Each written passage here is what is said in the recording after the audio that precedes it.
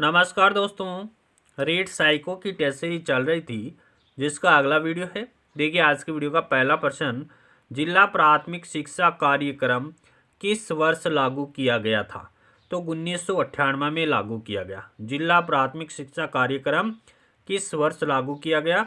1998 में लागू किया गया था। अगले प्रश्न की बात करें कि शिक्षा का अधिकार उद्घोषित हुआ। शिक्षा का अधिकार उद्घोषित हुआ था 2009 में उद्घोषित हुआ। शिक्षा का अधिकार कब उद्घोषित हुआ? 2009 में हुआ था। अगले प्रश्न की बात करते हैं कि भारत के संविधान का कौन सा अनुच्छेद शिक्षा के अधिकार का प्रावधान करता है? तो अनुच्छेद 21 के। भारत के संविधान का कौन सा अनुच्छेद है जो शिक्षा के अधिकार का प्रावधान करता है? अनुच्छेद 21 के। अगले प्रश्न की बात करें कि अनिवार्य एवं निःशुल्क एवं अनिवार्य शिक्षा, निःशुल्क एवं अनिवार्य शिक्षा बालकों को अधिकार 2009 के अंतर्गत किसी भी अध्यापक को निम्न में से किस कार्य के लिए नहीं लगाया जाएगा? देखिए 10 वर्ष पश्चात होने वाली जनगणना में शिक्षक की ड्यूटी लगाई जा सकती है। आपदा राहत कार्यों में भी शिक्षक की ड्यूटी लगाई जा सकती है।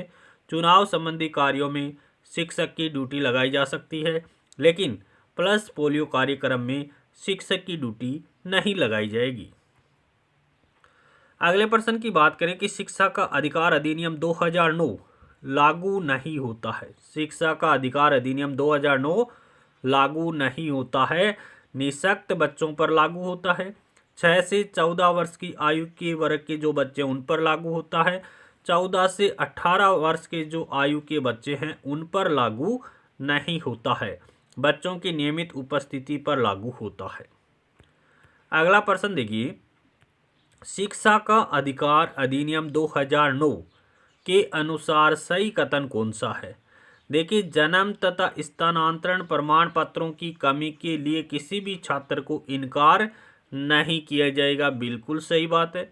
सभी बच्चों यानी 6 से 14 वर्ष की आयु के जो बच्चे हैं उनको मुफ्त एवं अनिवार्य शिक्षा का अधिकार है। बिल्कुल सही बात है। उचित आयु वर्ग में बच्चे को प्रवेश दिलाना, ये भी सही बात है। तो उपयुक्त सभी यहाँ पर करेक्ट आंसर हो जाएगा। अगला प्रश्न देखिए, प्रत्यय वे विचार है जो वस्तुओं, घटनाओं, गुणों आदि का उल्लेख करते हैं। यह कथन किसका है? तो यह कथन वुडवर्थ का है। प्रत्यय है वो वे विचार हैं जो वस्तुओं, घटनाओं, गुणों आदि का उल्लेख करते हैं। यह कथन किसका है? तो ये कथन वुडवर्थ का है। अगले प्रश्न की बात करें कि तर्क के मुख्यतः कितने प्रकार है? तो तर्क के 2 प्रकार होते हैं, एक आगमन तर्क और एक निगमन तर्क। अगला प्रश्न देखिए, समस्या समाधान में निहित होता है। समस्या समाधान में निहित होता है तार्किक चिंतन। समस्या समाधान में निहित होता है तार्किक चिंतन निहित होता है।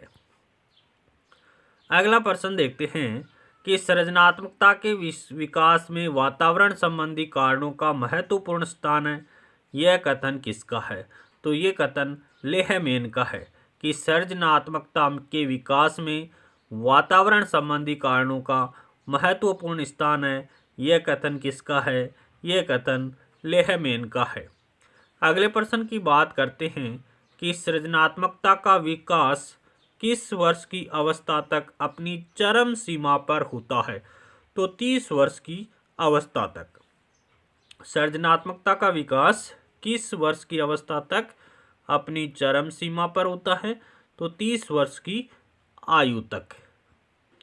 अगले प्रश्न की बात कर लेते हैं कि किसी समस्या के समाधान के लिए विचारात्मक प्रक्रिया को क्या कहते हैं? तो तर्क कहा जाता है। किसी समस्या के समाधान के लिए विचारात्मक जो प्रक्रिया है उसको क्या कहते हैं? तर्क कहते हैं। अगले प्रश्न की बात करें कि प्रत्यय किसके परिणाम है? प्रत्यय है वो किसके परिणाम है? तो तर्क के परिणाम है। प्रत्यय किसके परिणाम है? तर्क के परिणाम होते हैं। अगले प्रश्न की बात करते हैं कि अहम अभिप्रेरणा का उदाहरण नहीं है। अहम अभिप्रेरणा कौन सी है? देखिए, कक्षा में श्रेष्ठता अहम अभिप्रेरणा है, विश्वास अहम अभिप्रेरणा है, पात्रता अहम अभिप्रेरणा है, लेकिन प्रतिष्ठा है वो अहम अभिप्रेरणा नहीं है। प्रतिष्ठा क्या है? सामाजिक अभिप्रेरणा है। प्रतिष्ठा है वो सामाजिक अभिप्रेरणा है। अगले प्रश्न की बात करते हैं कि सामाजिक अभिप्रेरणा है। सामाजिक अभिप्रेरणा कौन सी है? आत्मगौरव सामाजिक अभिप्रेरणा का उदाहरण है। सामूहिकता सामाजिक अभिप्रेरणा का उदाहरण है। सामाजिक सुरक्षा ये भी सामाजिक अभिप्रेरणा का उदाहरण है। तो ऑप्शन द यहाँ पर करेक्ट हो जाएगा कि ये सभी सामाजिक अभिप्रेरणा के उदाहरण है। कौन कौन सी? आत्मगौरव, सामूहिकता, सामाजिक सुरक्षा सामाजिक अभिप्रेरणा के उदाहरण है। अगले प्रश्न की बात कर लेते हैं कि संवेगात्मक अभिप्रेरणा नहीं है। संवेगात्मक अभिप्रेरणा, ईर्ष्या संवेगात्मक अभिप्रेरणा है, स्पर्धा भी संवेगात्मक अभिप्रेरणा है, प्रेम भी संवेगात्मक अभिप्रेरणा है, लेकिन द्वंद्व है वो संवेगात्मक अभिप्रेरणा नहीं है। द्वंद्व क्या है? मूल प्रवर्त्यात्मक अभिप्रेरणा है। द्वंद्व क्या है?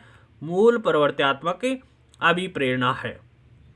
अगले प्रश्न की बात करें कि वह पद्धति जो विद्यार्थियों को स्वतंत्र रूप से सोचने, विचारने तथा कार्य करने के अवसर देती है वह है, तो वह प्रोजेक्ट विधि है। प्रोजेक्ट पद्धति क्या है?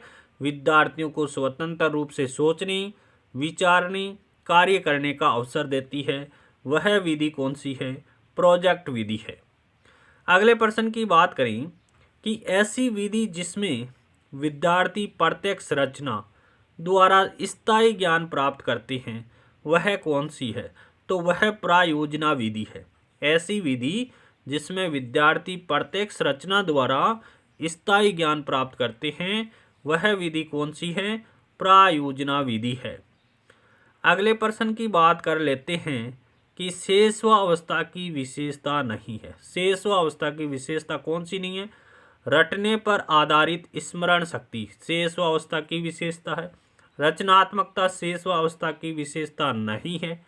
आत्मगौरव की प्रवृत्ति शेषवावस्था में पाई जाती है। अनुकरण की प्रवृत्ति शेषवावस्था में पाई जाती है, लेकिन रचनात्मकता है वो शेषवावस्था में नहीं होती है।